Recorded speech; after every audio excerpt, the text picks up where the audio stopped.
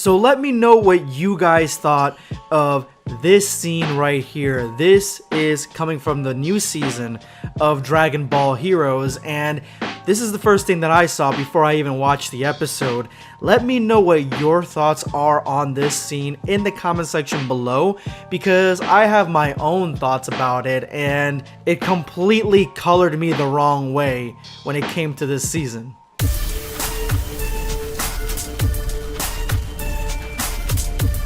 Prepare yourself, damn Saiyan. We are finally here. We have made it to 190,000 subscribers. 190,000 souls have joined the Black Squad. You guys are what makes this channel happen. You guys are what pushes me forward every single day. And now we only have 10,000 more souls left until we complete the 200k mortal plan. So I implore you, if you are brand new, hit that subscribe button, and if you are a supporter, make sure to come watch the video to the very end and hit that like button. Thank you guys so much for all your support. These are today's hashtag end of video squad winners. If you would like to join them, make sure to watch till the end of this video. Drop your comment with the hashtag end of video squad for a chance to be featured in my next video. You guys already know that I have a huge amount of just not caring about Dragon Ball Heroes, and it's mainly because the story itself, at least the last two arcs, just didn't mesh well with me. There were some interesting concepts, but ultimately the majority of the animation was low quality. The majority of the fight scenes were low quality, and you can't even hide behind the fact that, oh, this is an official anime. This is just produced to support the video game. You can't hide behind that anymore, because there are multiple seasons now. This is our Dragon Ball anime for right now, so you can sort of judge it on its own merits, and for me, it was severely lacking. But one of the huge things that really took a hit in Dragon Ball Heroes was the way Jiren was represented, because at first Jiren was actually the same as he was in the Tournament of Power until he wasn't. And then he became a background character for characters such as Gogeta. He wasn't extremely strong and overwhelming and intimidating like he was in the Tournament of Power. So when I first saw this image right here, I was livid, because having all the Gods of Destruction in one area, all doing Hakai at the same time, which is tremendous overkill, to me, it kills the mystique and the excitement for seeing these Gods of Destruction even more, because it puts them all in one spot and you're basically climaxing before you even get a chance to know any of these Gods of Destruction. I mean, we already have Beerus, who we know can take out anything in Universe 7, and we haven't seen a one-on-one battle yet between the strongest characters of Universe 7, say Super Saiyan Blue Goku or even Ultra Instinct Goku, and Super Saiyan Blue Evolution Vegeta against Beerus. We have not seen that fight yet, so we don't know where Beerus' power skills, but having every single God of Destruction in one area, in one shot, to me diminishes the role of the God of Destruction. It just makes them less scary. It's like showing us Thanos like full-blown back in Iron Man. It just doesn't make him very scary anymore or intimidating when we finally get to see him in Infinity Wars. So we have a terrible decision that seems to be made by the team who is behind Dragon Ball Heroes.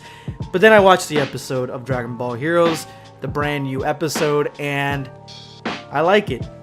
I actually find it interesting, far more interesting than the last two arcs. Blows my mind. I know, I'm right there with you guys. I had no idea it was even going to be like this.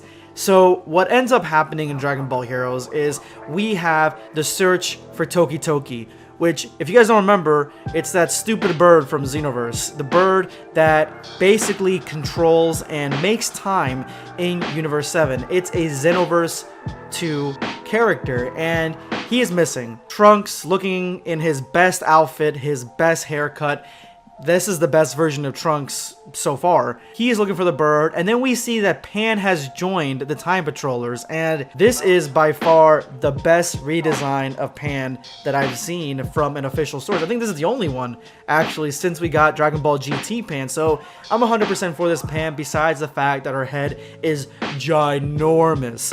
But overall, I didn't mind this part of the episode. And then we get Toki Toki, and he has actually gone to the main heroes timeline where we have Goku and Vegeta and the rest of the Z Fighters, and they're just chilling at Capsule Corp. And Goku has no idea who this bird is, and the bird seems to be all over Goku. But before we really get to any of that, the Gods of Destruction show up, and this is the scene that I was upset with when I just saw a clip of it. But now that I understand the concept of it, it hits a little bit differently. And Beerus actually tries to Hakai the bird like right away. He sees the bird, and then he's like, alright, time to Hakai. Tries to Hakai Toki Toki, and then Toki Toki hits him with Gust, and this takes away the Hakai.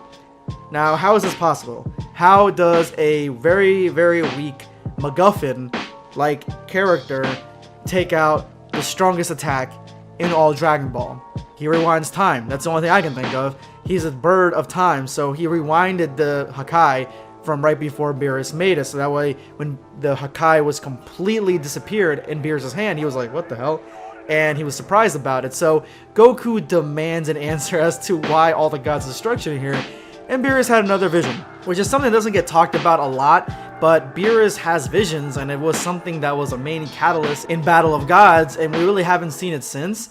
But yeah, he has visions, and he had a vision that a strange bird was going to mean the death of all the universes, and this bird was going to show up and start with Universe 7. Trunks immediately defends the bird. Obviously, it's his job to take care of it along with Pan, and they tell him that he's a very important bird, that you can't kill him. Honestly, if you kill Toki Toki, then you basically destroy all the time in Universe 7. I'm not exactly sure if this correlates to the time in other universes, but it could be. It's Dragon Ball Heroes, I don't know. And then Pan disappears, which leads to my favorite scene in the whole thing.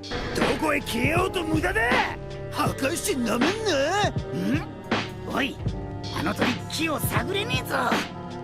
こうなりゃ破壊神に逆らった罪だ、地球人。 So here is the death blow, because all these Hakais would absolutely destroy Earth, killing everybody, killing Goku, killing Vegeta, and maybe possibly destroying the solar system, because these are Gods of Destruction, and Goku and Vegeta are completely outnumbered by the vast amount of Gods of Destruction. And that's when Beerus is like, no, y'all hold it.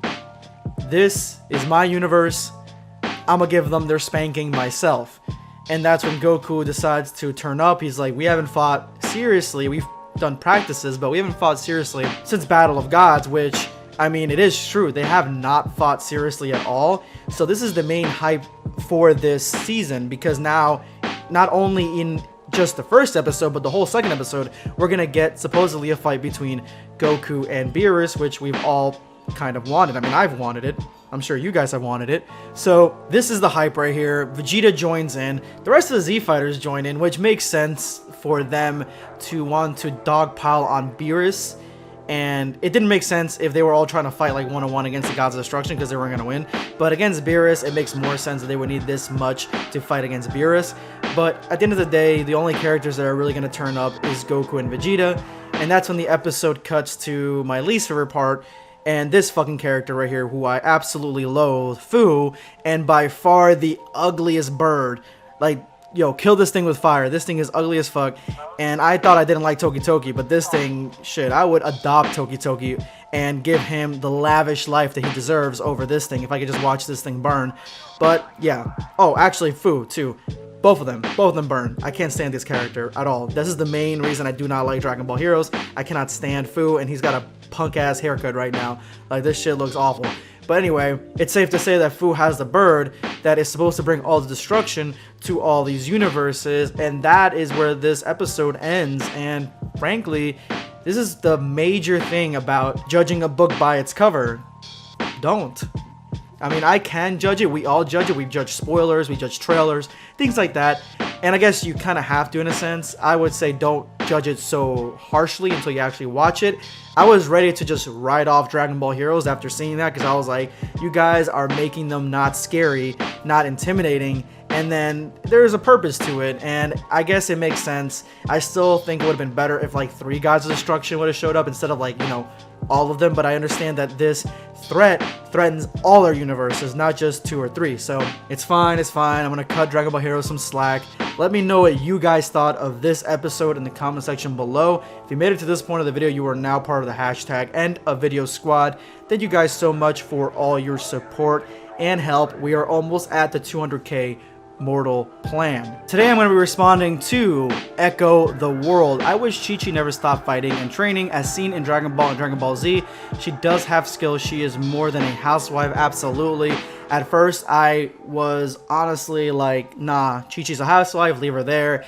That's before I started getting into all the Gochi stuff and Goku X Chi-Chi and all that stuff. And I think that if they were to give her more of a fighting role, training role, like make her actually viable in combat at least, or at least teach her how to fly, then that would be a lot better. But right now they've kind of regulated her and put her in that older housewife role, which I think it would be better if she was actually one to be trying to train. So I'm hoping at some point, maybe when Dragon Ball Super comes back, Chi-Chi like has sort of like a midlife crisis type of thing where she's like, you know what, I'm gonna hit the gym, I'm gonna try to get better in combat. So she like goes and tries to fight with Videl, you know, Hercule even, and even Goku, and then she actually becomes a little bit competent. Maybe she can learn how to fly, make like ki blast like Videl.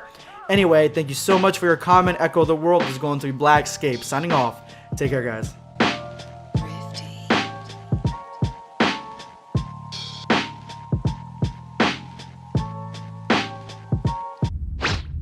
Subscribe for more content. Or perish.